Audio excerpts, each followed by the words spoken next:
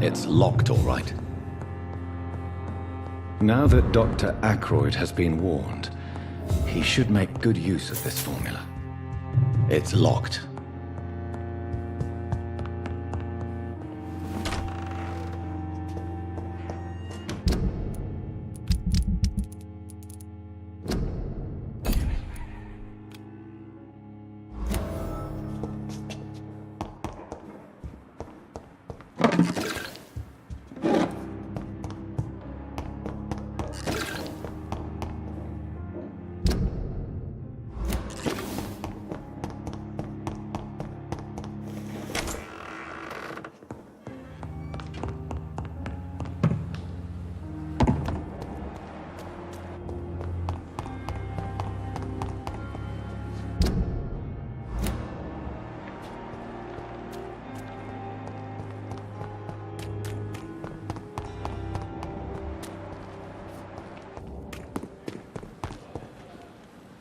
Good evening. I'm Dr. Reed. Always a pleasure to meet a colleague, sir. Especially when he was supposedly dead. A colleague? Are you a doctor too? Not anymore, sir. I used to be Dr. Rakesh Chadana. Now, I'm just Mr. Chadana, pawnbroker and humble guardian of this morgue. What do you mean, you used to be a doctor? Was your license revoked? No, sir. It is just that I like to be precise. I run a little pawn shop while taking care of the dead. But I used to be a real doctor. Are you afraid or uneasy being surrounded by so many corpses? Why should I? These bodies are empty vessels. Flesh left to decay. Poof. No soul anymore. All gone. An interesting point of view. And quite an exotic one, too. Most people fear, or at least have respect, for dead flesh. Sir, as a medic during the war, I learned to face my death and the death of others. It's the pain we have to tame, not death itself. How did you get this job? After I left the army, I worked as an undertaker down by the docks. A dangerous place with many an unpleasant business there. Milton Hooks helped me get a job here.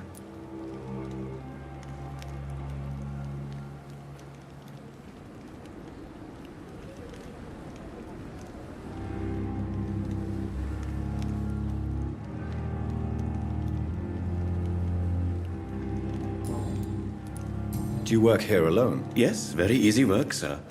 All I have to do is watch a few bodies. The situation was very different when the main morgue was still open. Why do you have to watch these bodies? Because these poor fellows have no names. We keep them in case someone comes looking for the missing. Sadly, very rarely happens. Why close the hospital's main morgue? It was for sanitary reasons after the beginning of the epidemic. Cadavers had to be moved to the nearest mass grave.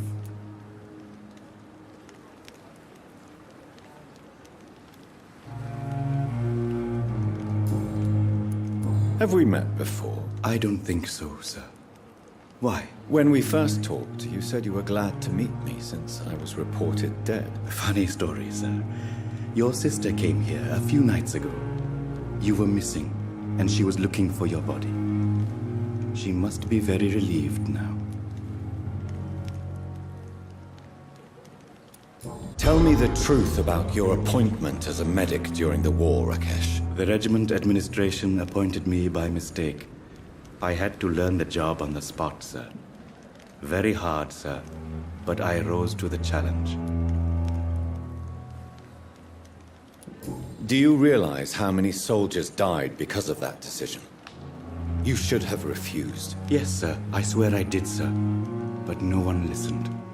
When the first wounded arrived, I had to do what I could. It is an unbelievable story, Mr. Chadana. It was a time beyond belief, Dr. Reed. But I'm happy not to deal with the wounded. I prefer caring for the dead now. You can't impersonate a doctor.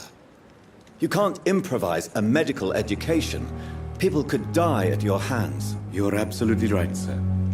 But as a field surgeon, it was more like being a butcher. Do you believe you have really helped these people? My ratings were within the averages of the regiment. I saved lives, Dr. Reed. Does that not say enough about triage and war surgery?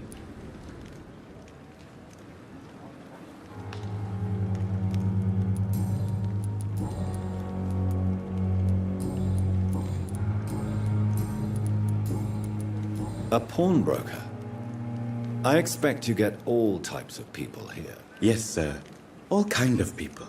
For I sell all kind of goods. Who comes here to trade with you? It's very unhygienic, even unsafe. Diseases can spread. For the customers, for the hospital. I'm very cautious, sir. I've been a doctor, remember? And all my clients are good people. In fact, I think I only know good people. What kind of goods? With the quarantine, it's not always easy to buy things. So I trade, I exchange.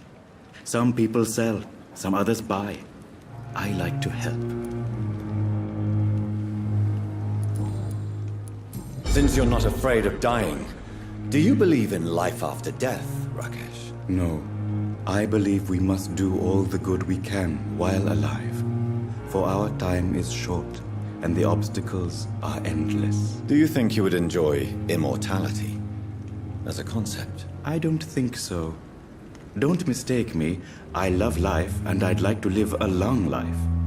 But everything has to decay, sir. Even goodwill. Do you really believe goodwill cannot last? As I said, sir, everything decays. If I was to never die, goodness, I would be bored or worse. And I like to be helpful, sir. Quite depressing, wouldn't you say? Yes, but the good news is we'll all die before losing our humanity, sir. So you're ready to die? No, I'm not. I don't fear death, for I won't see it. What troubles me is the pain my death will inflict to those I know. You're a wise man, Mr. Chidana. No, Dr. Reed, I am a foolish man. But I like to think otherwise.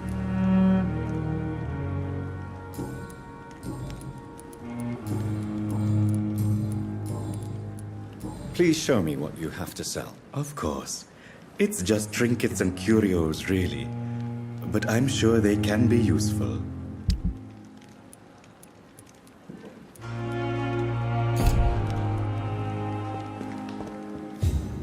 Good evening, Doc. Goodbye.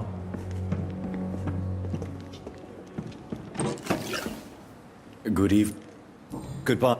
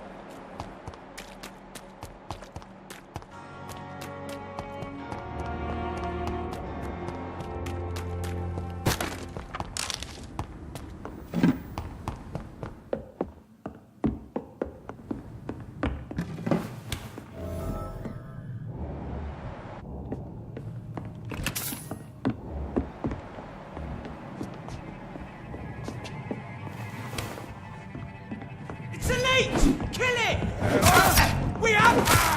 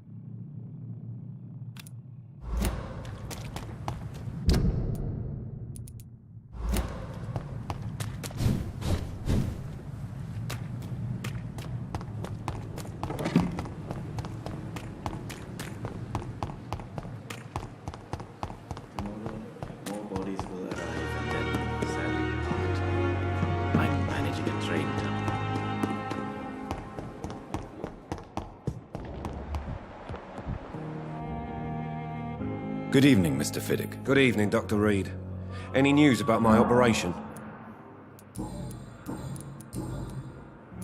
You seem worried about the safety of your family. And it's obviously the reason why your wound troubles you so much. I cannot give up on my children now. They both need me living. What about their mother, if I may ask? She died in 1915 during one of the first Zeppelin raids. We never found her body.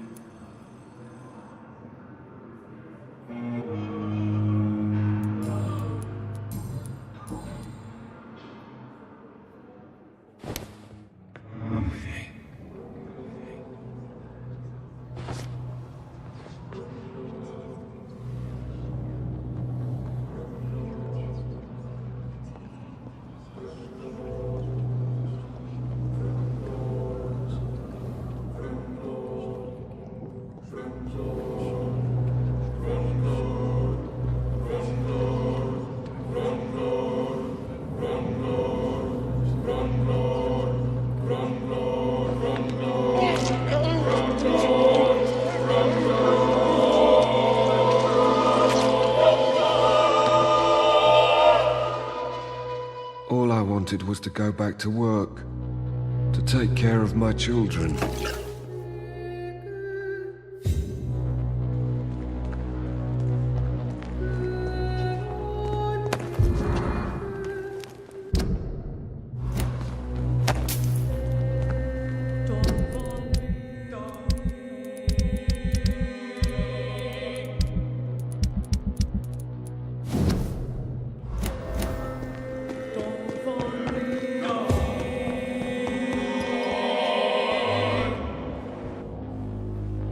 Good evening, Dr. Strickland. And good evening to you, Dr. Reed.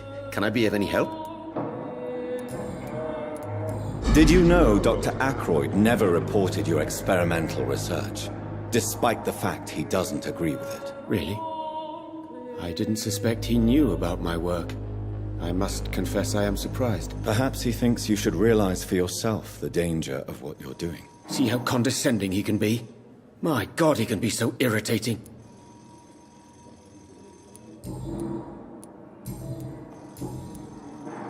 Do you need my medical attention, dear colleague? I would have been confused if anyone other than you had asked that question, Dr. Reed. But your help is welcomed. There is no shame in helping each other. We're colleagues, after all. Many doctors I have known are too cynical to think that way. Goodbye, Dr. Strickland.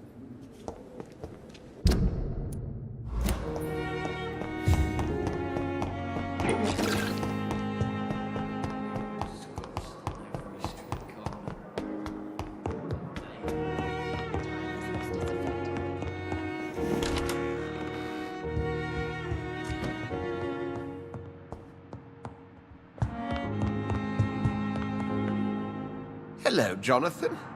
How are things on the West End front? Complicated, my friend.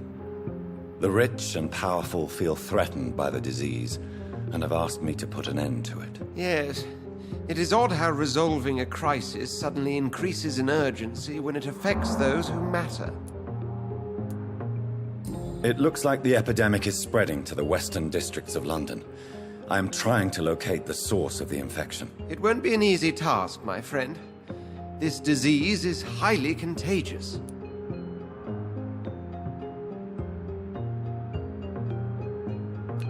Do you not think epidemiology could be helpful in this matter?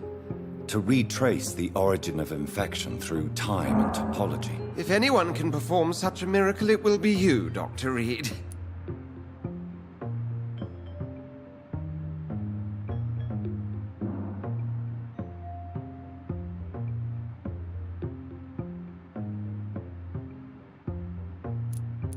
Since this epidemic is evidently linked to the vampire curse, we must find the original carrier to understand where it comes from. I admire your logic, Jonathan, but be careful. Rationality, when it comes to your kind, is not always a reliable lens.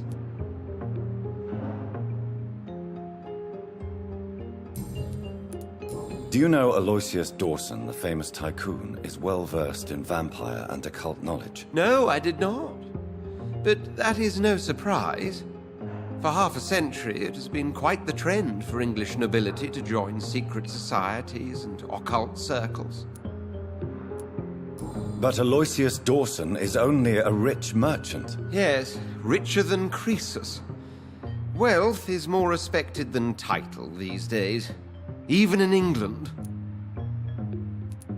Did he contact the Brotherhood of St. Paul? Try to join your group? It would not surprise me, but I am certain he's never been a member. Does the Brotherhood of St. Paul know anything about the Ascalon Club? Well, I'm afraid that's unlikely. Ascalon is a sensitive topic, and whatever material the Brotherhood has, I may not have access to. Who could answer me then? Usher Talltree, our current primate, may be the only one able to answer you. He's a discreet man who lives in the West End. Thank you for your time, Edgar. Can I help you, Jonathan? Thank you for your time, Edgar. Can I help you? Thank you.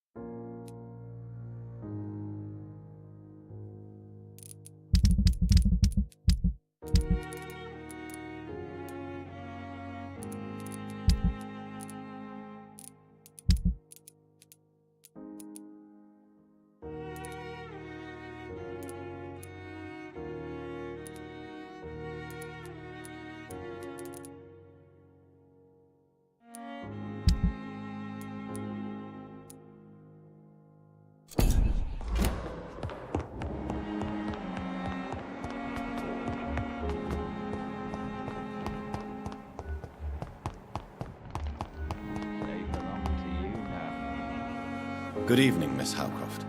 How are you tonight? I need blood, Doctor. Tell me, Thelma, what do you really know about vampires? I saw one and he saw me. I watched him hunt and kill. I saw his terrible wounds heal as his victim died. And then I knew I was saved. You mean you actually saw a vampire? Here in London? Yes, and it has been the answer to my pain. I must drink and kill to regenerate my decaying body. I am a vampire too. You are no vampire. You are a delusional woman, convinced she is something she is not. How convenient to call delusional anyone who does not share your precious rationale, Dr. Reed.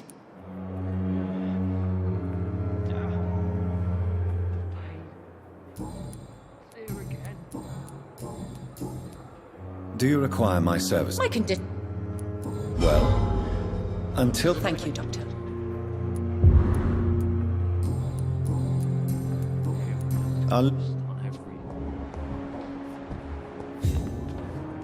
Good evening, Mr. Evening. Soldier, Not really. as long as you remain here... Don't think you can do... Goodbye. Damn. Pain. It's here again.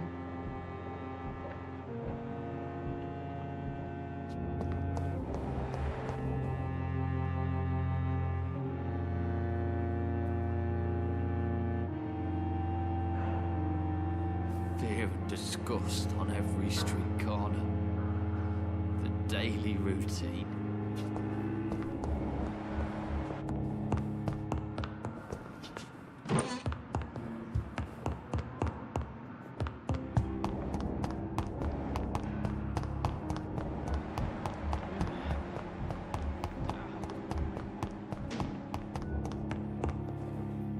I'm quite... Do you need... Don't be... Then you are... I wish... Thank...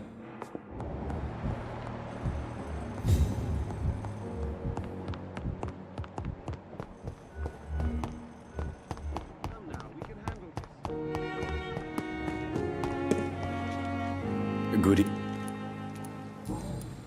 Do you need... Well, don't, and that is... Goodbye.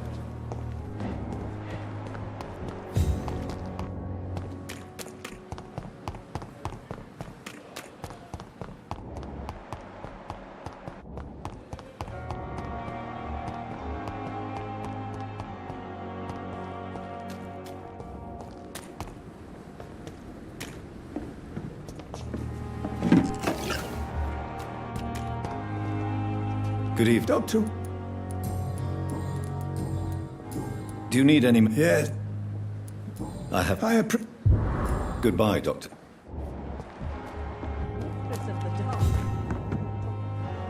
Good evening. Good evening. Do you require... I will... No. I'll Goodbye, nurse.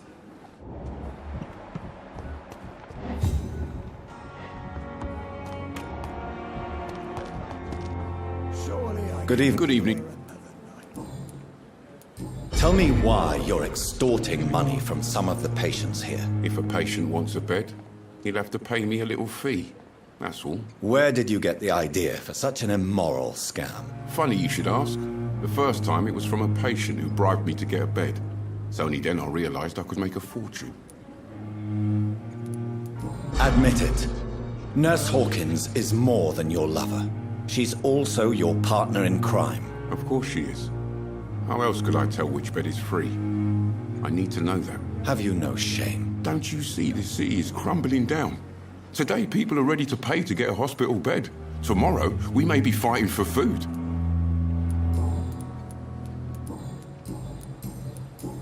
Do you need any... I'm afraid that's easy. I- Wise choice.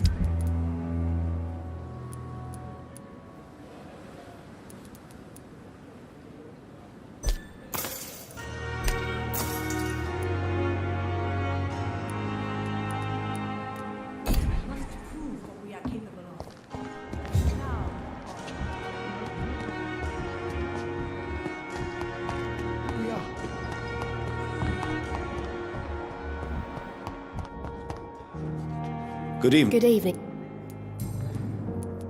Milton cheats patients out of their money at this hospital, Pippa. Are you his accomplice? Yes, I am. Is this your definition of being useful? By abusing the sick and poor? No. It is my definition of getting out of this useless life once and for all. Why do you do it? Why not? Most of the sick who paid for a bed are already dead, or will be soon. Don't you see the futility of all this? How can you be affected by the misery around you, and be so heartless at the same time? Which is the real you, Nurse Hawkins? I could ask you the same question, Dr. Reed. Are you more real when you lie to a dying patient, or when you grant him useless medication? Whose idea was it? What difference does it make? We did it together, and I'm guilty as charged. Answer my question. It was my idea first, even though Milton would say it was his, to protect me.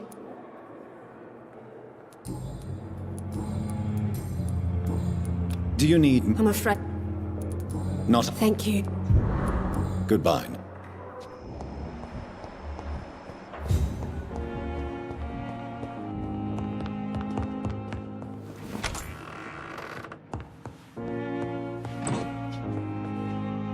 Good evening. I've read your son's medical report, Beatrice. It's not the flu or anything life-threatening. What has you so worried? He was at death's door when he was brought here. I just want him to be better as soon as possible. He's not out of the woods yet, you know. He might need to stay here longer than expected. Take care of him then, Dr. Reed. People here only seem to focus on contagious patients. I worry my poor Mortimer will be neglected.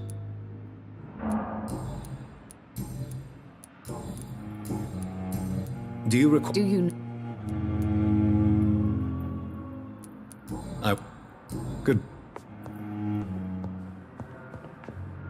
Good evening. I'm okay.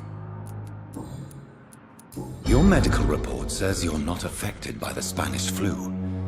What do you think of that, Mortimer? Does it make me happy? Not in the slightest. If it was up to me, I would have left this place long ago. I know I don't belong here. And why do you think you don't belong here? I know the staff have more important things to do than look after me. There's plenty of patients here who need their attention. Admit it, Mortimer. Your mother had you hospitalized here because you tried to kill yourself. Yes, it's true. All right, then. This is the first time we've really shared information about your case. Shall we call this progress? Call it what you want, Dr. Reed. You can trust me. I won't report you to the authorities. My one and only concern is your health. I guess I should thank you, then. Can I help you in any way, Mr. Goswick? I wrote a letter for my mother. She was supposed to read it after my death. But I suppose she doesn't have to read it now. I see. And is this letter still near the place where you tried to take your own life? Yes. And I don't want anyone reading my last words. I mean, I'm still here. If you bring me back that letter, then perhaps we'll talk.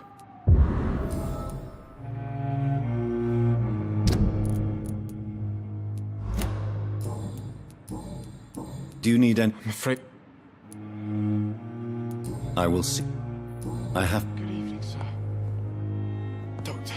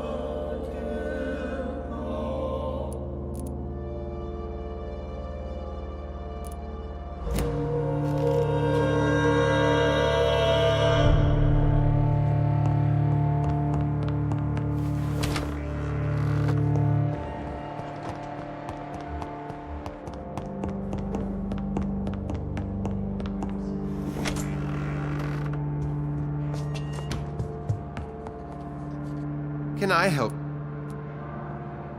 Thank you.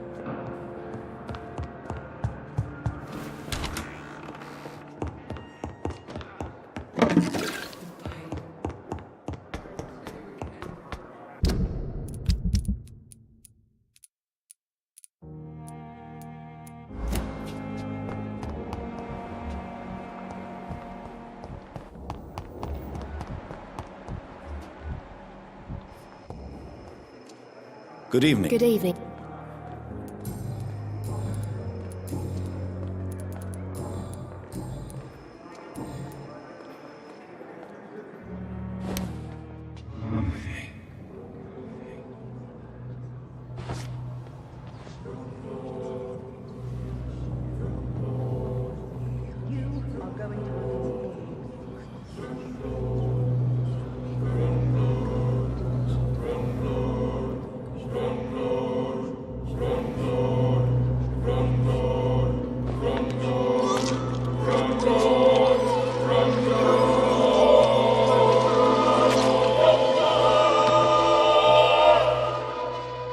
I knew I should have fled this rotten city with Milton since the first day of the contagion.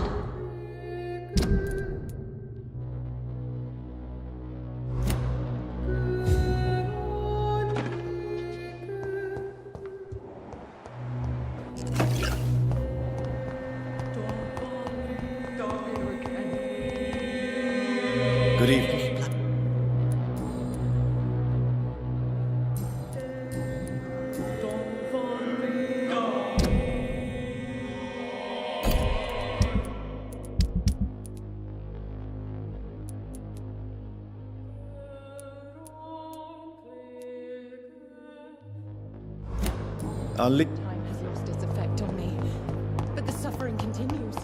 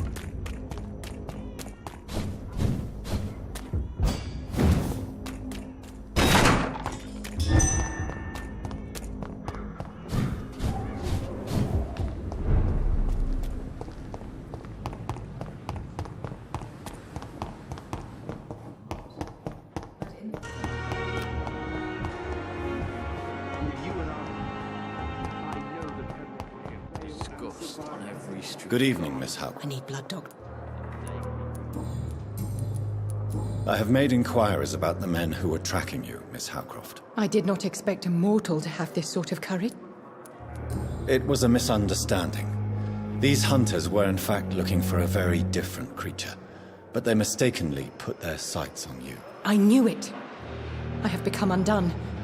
Those hunters have discovered me, but they don't know what I'm capable of. If you'll accept some advice from a petty mortal, I think you should assume a low profile and just quietly disappear into the shadows. You are right. And you have served me well, mortal. Take this as a reward for your time. Perhaps I will allow you to drink deep of my blood. One day. Thank you. I'll keep that proposition in mind. Do you require... I have no... I'll...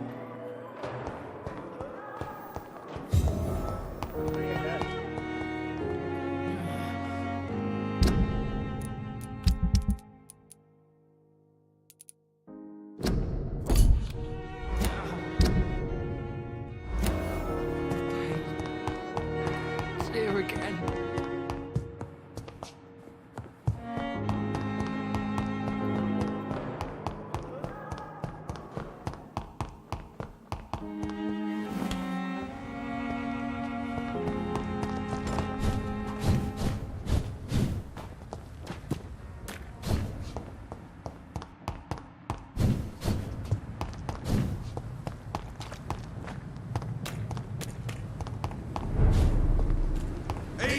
got it, boys.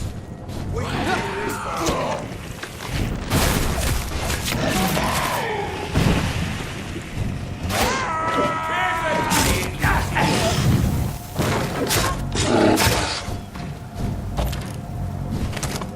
All of some of this. All of you bloody leeches need killing. Watch it! It's a killer!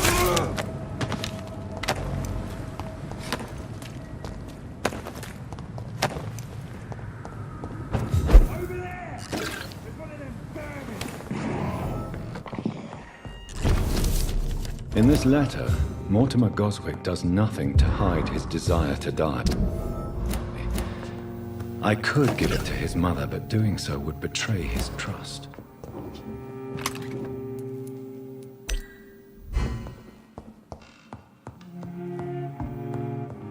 It's locked, all right.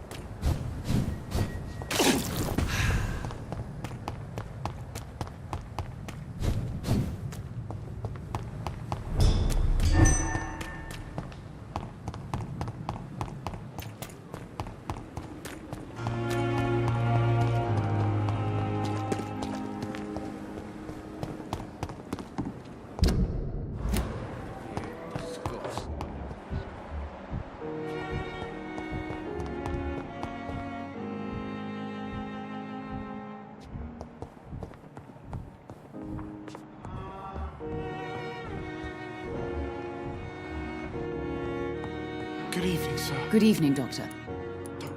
Your son asked me to find this letter, Mrs. Goswick. However, I thought it would be preferable to give it to you. I already know what I'm going to read.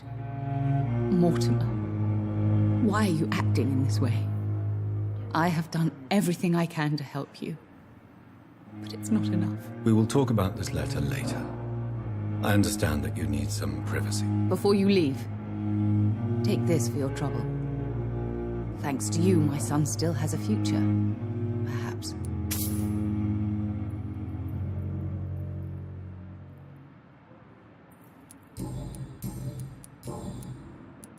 Mortimer is extremely vague as to his motivations for committing suicide. Tell me more about what you know. As you say, Mortimer had no reason to die. All he said to me was that he wanted to make the world a better place, but couldn't.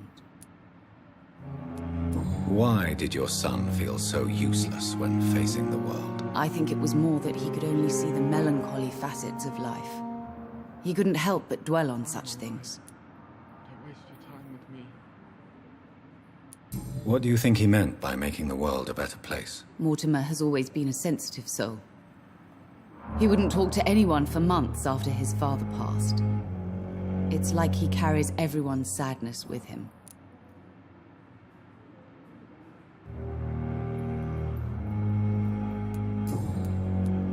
I have read your son's suicide note. It was not an impulsive gesture, nor was it his first attempt. He threatened to kill himself a few times before. But I never thought he would dare to punish me this much. Punish you? Why? I've known for a long time he was not happy with his life. But I always hoped he cared enough to avoid making me suffer like this.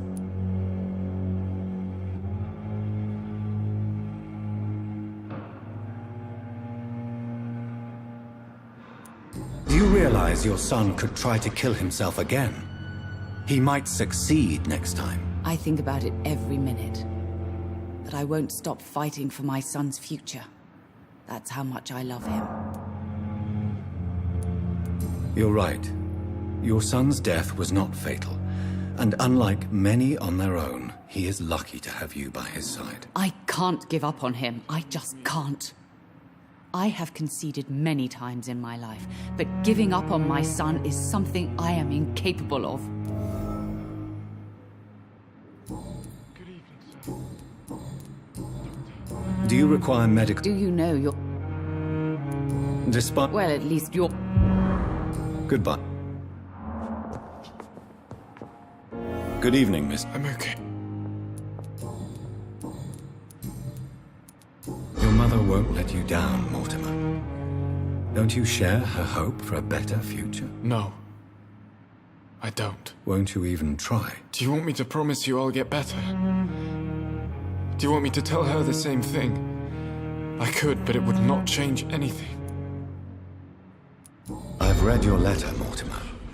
You wrote about an unbearable feeling of despair while the world crumbles around you. Tell me more about it. There's nothing more to say, really. It's hurtful, it's unbearable, and I don't ask anyone to understand what I feel. The world is bleak, but maybe the pain we feel is the best compass for making it a better place. How can we repair the world, Dr. Reed, when mankind is the biggest problem? Yes, the world will be a much better place when we're gone. Do you need any... I'm afraid I'm... You are not a... And you have my...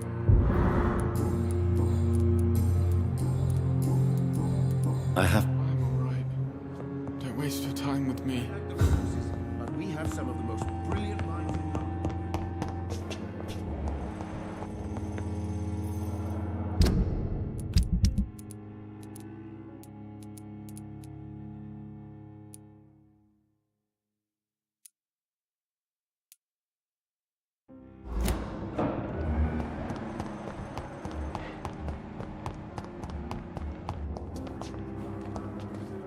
Good evening.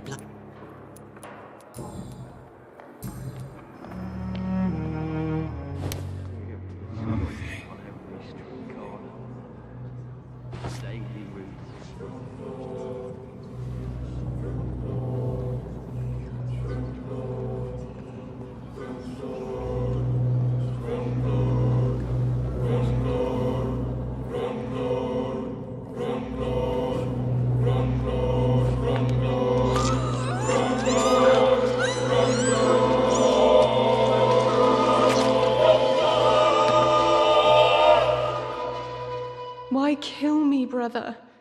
We could have ruled this land together and forever.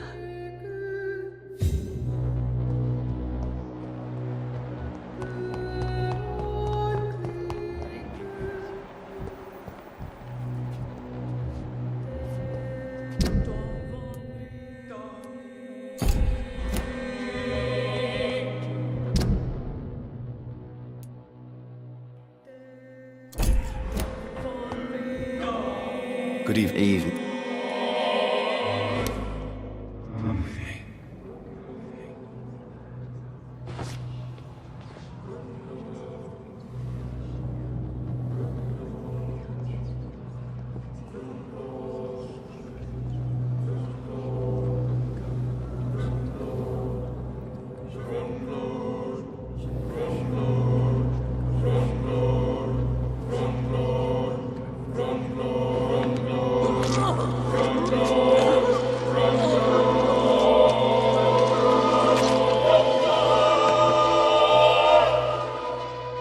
So this is how it ends.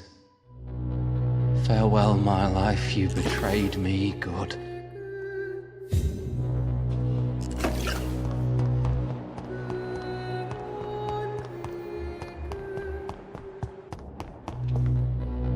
Good evening, Dr. Ackroyd. I see that... Are you real? How do you think these recent events will affect the Pembroke Hospital? I am not blind. There is something strange about you and Dr. Swansea. One day you will have to provide answers. Don't you think the epidemic is enough to deal with, without wasting time on insults and suspicions? Yes, the epidemic. Convenient, isn't it? Just like the war, really.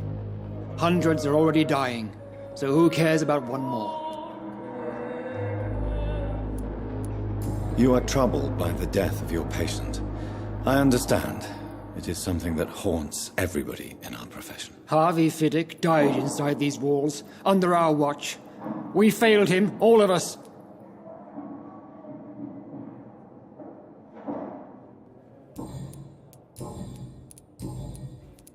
What do you think of Dr. Tippett's opinion of your promotion, Waverley? Who cares? How could I ask for a promotion after we let a patient be killed? That would be disgraceful.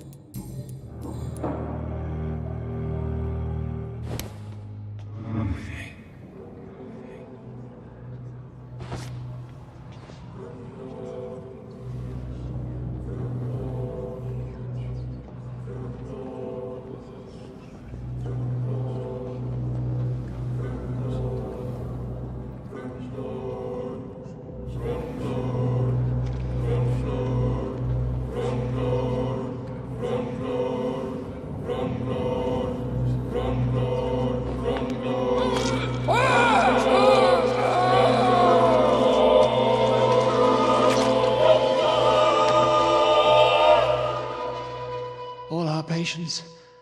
So many of them. Will Strickland be up to the task? I wonder.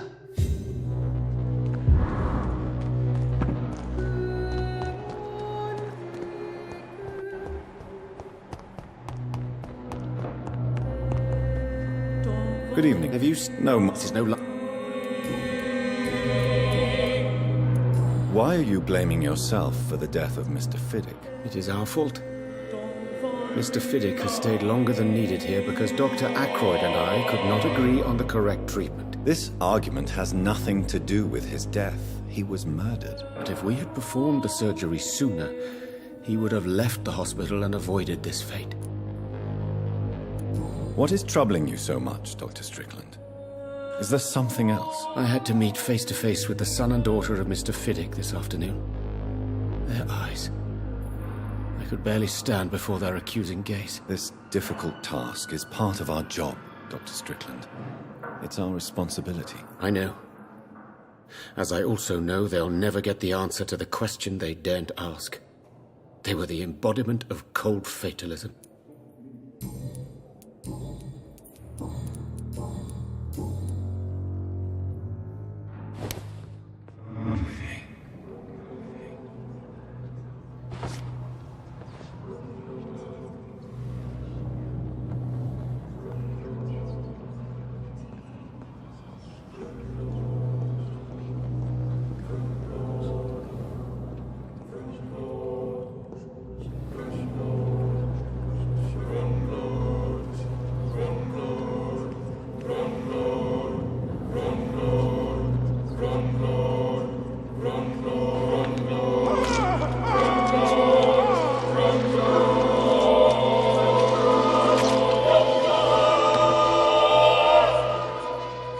I could have saved Mr. Fiddick if I had more time.